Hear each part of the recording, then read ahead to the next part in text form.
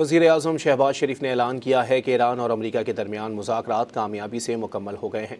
वज़ीर-ए-आज़म शहबाज शरीफ ने कहा कि इस्लामाबाद मफ़ाहमती याददाश्त के फ्रेमवर्क के तहत आला सतही कमेटी इजलास बर्गनस्टॉक स्विट्ज़रलैंड में कामयाबी से इख्तिताम पज़ीर हो गया।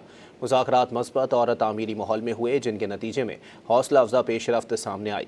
फ़रीक़ैन ने 60 रोज़ के अंदर हतमी मुआहदे के लिए एक रोड मैप पर इत्तिफ़ाक़ किया।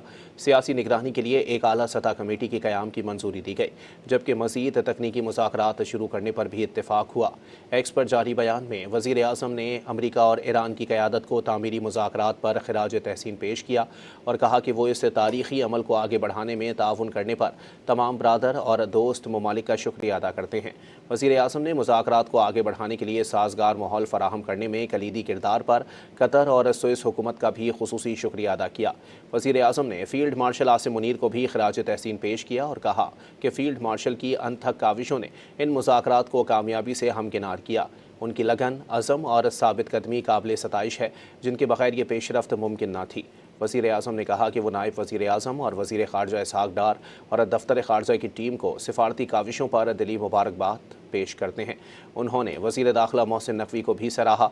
वज़ीर-ए-आज़म ने कहा कि पाकिस्तान पायदार अमन और देरपा हल के हुसूल के लिए मुकालमे और सिफारतकारी के फ़रोग़ में अपना मुखलिसाना और मस्बत किरदार आइंदा भी जारी रखेगा।